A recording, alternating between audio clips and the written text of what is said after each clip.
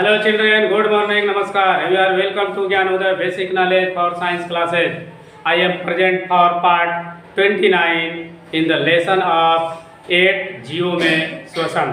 तो आइए क्लास 7 के लेसन 8 जीवों में श्वसन के अंतर्गत हमें आगे पढ़ना है कि मानव के श्वसन तंत्र के अंगों की व्याख्या कीजिए।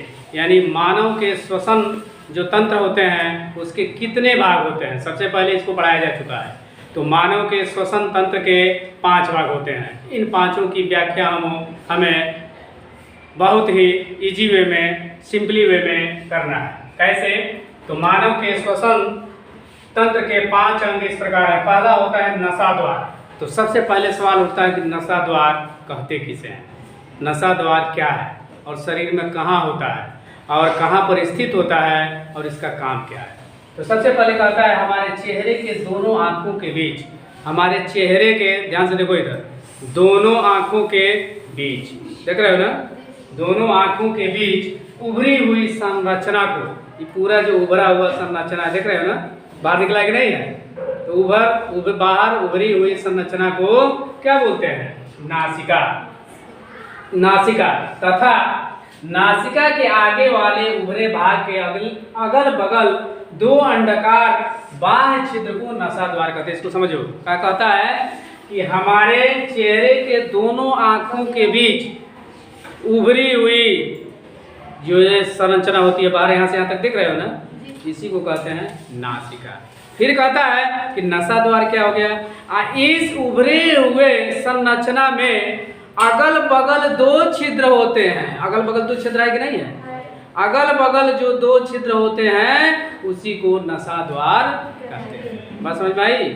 माने हमारे चेहरे के, अपनी भाषा में समझ लो, हमारे चेहरे के सामने दोनों आँखों के बीच उभरी हुई संरचना को क्या कहते हैं? नासिका। और इस नासिका के अगल बगल 2 अंडाकार छिद्र होते हैं, इसको क्या कहते हैं? नासाद्वार। नासाद्वार। कौन भारी?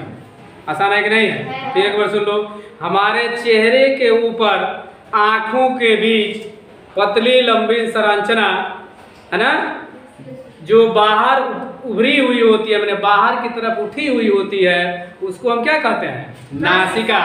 और नासिका में 2 अगल बगल अंडाकार छिद्र होते हैं, जो छिद्र है कि नहीं अंडाकार, इसी को हम कहते हैं नसाद्वार। आसान है कि नहीं है? दूसरा, नसागुहा किसे कहते हैं? तो देखो कहता है नासिका के अंदर की तरफ की छिद्र को, जिसके दीवार पर छोटे छोटे महीन बाल होते हैं। अब देखो, नासिका पूरा हो गया, नसाद्वार। ये हो गया नासिका। नासिका के अंदर की तरफ छिद्र है कि नहीं है? छिद्र होती है जिसमें छोटे छोटे बाल होते हैं। बाल होते हैं कि नहीं होते? और इससे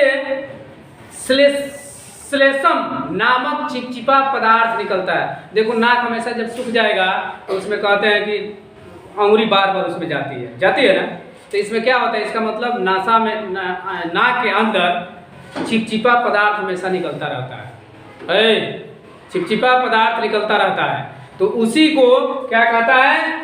श्लेष्म ग्रंथियां होती है, जिससे श्लेष्म नामक चिपचिपा पदार्थ स्रावित होता है, उसे नसागुहा कहते हैं। फिर से समझ लो, इसको क्या बोलते हैं? नहीं, नासिका। ठीक है ना? आप पूरे सिस्टम को क्या बोलते हैं? नसाद्वार। नसाद्वार के अंदर, नसाद्वार के अंदर हो गया ना, अंदर की तरफ छिद्रों में पतले बाल होते हैं, जिसके अंदर श्लेष्मक ग्रंथियों से श्लेष्मक नामक चिपचिपा पदार्थ निकलता है, उसे क्या कहते हैं? नसागुहा। इसको बोलते हैं नसागुहा। अंतर हो गया ना, नसाद्वार नसागुहा में अंतर हुआ ना। तीसरा है ग्रसनी। नसा, देखिए ये नसाद्वार हो गया, ये नसागुहा हो गया अंदर की तरफ। अब देखिए, नसागुहा पीछे की ओर एक नली नुमा संरचना में खुलती है, जिसे ग्रसनी कहते हैं। जैसे इसे हम खड़े हैं तो इधर से सांस जाता है, अंदर जा रहा है ना, देखो इधर की तरफ खुला हुआ रहता है ना, ये जो यहाँ से यहाँ तक होती है ना, इसी के द्वारा सांस जाती है अंदर की से, नस के द्वारा। तो इसी को देखो क्या कहते हैं? ग्रसनी। ठीक है कि नहीं है? एक ग्रसनी हो गया। अब श्वास नली। अब देखो यह नालिका जैसी संरचना होती है जो दो शाखाओं में बटी होती है। देखो एक शाखा दो शाखा, बट एक नहीं है, दो शाखाओं में बटी होती है। आधे से यहाँ से देखो हड्डी है, यहाँ से देखो एक शाखा इधर है, एक शाखा इधर, दो हिस्सा है कि नहीं? कहाँ गए लोग? जिन्हें श्वासनिया कहते हैं। यह अपने अपने ओर के फेफड़ों की ओर खुलती है। श्वास नली के बाहरी सतह पर सी आकार की आकृति के छल्ली बनी होती है। देखो यहाँ सी आकार की नली बनी है ना, सी की तरह है कि नहीं है? जानते हो क्यों? जब सांस लेते हैं छोड़ते हैं, लेते हैं छोड़ते हैं, छोड़ने पर सिकुड़ता है ना, तो फिर सांस आने पर फैलना चाहिए। जब सी आकार का भगवान ने ऐसा संरचना बना दिया है कि किसी कारण से वो आपस में चिपके नहीं। जब चिपक जाएगा तो सांस जाएगा, जब जाएगा ही नहीं तो आएगा कहाँ से? तो इसलिए सी आकार की नली यहाँ बना दी थी भगवान ने। सी है ना, वही कहता है कि यह अपने यहाँ पर है सी आकार की आकृति के छल्ले बनी होती है जो नालिका नलियों दीवारों के चिपकने नहीं देती। क्या करती है? इन नलियों के दीवारों को आपस में चिपकने नहीं देती है, जिससे वायु बिना रोक टोक के विचरण करता रहता है। ठीक है ना? तो उसको क्या बोलते हैं? श्वास नली। ये श्वास नली पूरा है यहाँ से यहाँ ना। अब है फेफड़ा। अब फेफड़ा आ गया। यह शंकु के आकार की संरचना है। वक्ष गुहा में हृदय के दोनों ओर, इसको बोलते हैं वक्ष। वक्ष के तरफ दोनों ओर, दोनों ओर है ना, दोनों तरफ निकला रहता है कि नहीं निकला रहता है? हृदय के दोनों ओर एक दायां और एक बायां। दाहिने तरफ रहेगा तो उसको दायां, बाएं तरफ है उसको बायां।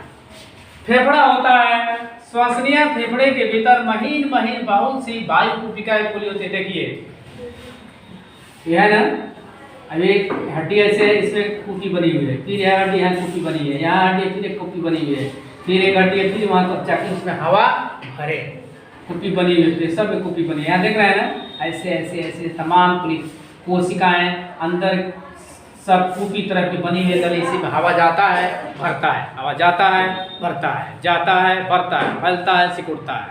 तो ये हो गया। देखिए दाहिने तरफ होगा तो दायां, बाएं तरफ होगा तो बायां। तो कहता है महीन महीन बहुत ही बाई कुपियां होती है। देख रहे हो महीन महीन है कि नहीं? कुपियां होती हैं जिससे खुलती है बंद होती है, जिसके सहारे हम जहाँ पर ऑक्सीजन और कार्बन डाइऑक्साइड गैस का आदान प्रदान करते हैं। ठीक है? तो इस प्रकार मानव श्वसन तंत्र के कितने अंग हैं? 5।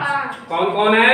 नसा द्वार, नसा गुहा, ग्रसनी, श्वास नली, फेफड़ा। नसा द्वार किसे कहते हैं? हमारे चेहरे यानी आँख के बीच में लंबी संरचना होती है जो बाहर की तरफ निकली होती है, उसको कहते हैं नासिका। और नासिका में दोनों तरफ अंडाकार छिद्र होता है, उसको क्या बोलते हैं? नसा गुहा। अब अंदर है नासा गुहा के अंदर क्या होता है? महीन बालें होती हैं, महीन बालें होती हैं, उसी के अंदर चिपचिपा एक पदार्थ निकलता है। किसके द्वारा? श्लेष्मक के द्वारा। ठीक है ना? इसलिए नाक मुलायम रहता है। जब वो चिपचिपा पदार्थ नहीं निकलेगा तो नाक सूख जाएगा, हम परेशान हो जाते हैं, कभी कभी ब्लीडिंग भी होने लगती है। ठीक है ना? तीसरा क्या है? ग्रसनी। ये नली नुमा आकार है, देखे ऐसे फिगर बना है ना, ऐसे ये अंदर की तरफ है, इसी को हम क्या कहते हैं? ग्रसनी। और श्वास नली ये संरचना होती है, 2 शाखाओं में बढ़ती है, एक इस तरफ और एक इस तरफ। फिर होता है फेफड़ा। यह 2 संरचना है, वक्ष गुहा के दाएं तरफ होता है उसे दायां फेफड़ा, बाएं तरफ होता है उसके बाएं फेफड़ा।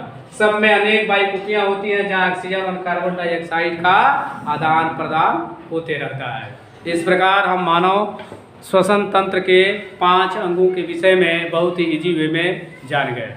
अब इस प्रकार हम उम्मीद करते हैं आपको यह पढ़ाई मानव श्वसन तंत्र के अंगों की समझदारी बढ़िया से आ गई होगी। यह यदि समझ में आता है तो मेरे चैनल, आपके चैनल, यूट्यूब चैनल को सब्सक्राइब करेंगे, वीडियो को लाइक करेंगे और अपने मोबाइल से दूसरे पर शेयर करेंगे ताकि और लोग भी इस वीडियो का आनंद ले सकें। अब मैं मिलता हूँ नेक्स्ट वीडियो में, तब तक के लिए टाटा, बाय बाय, ओके, नमस्कार।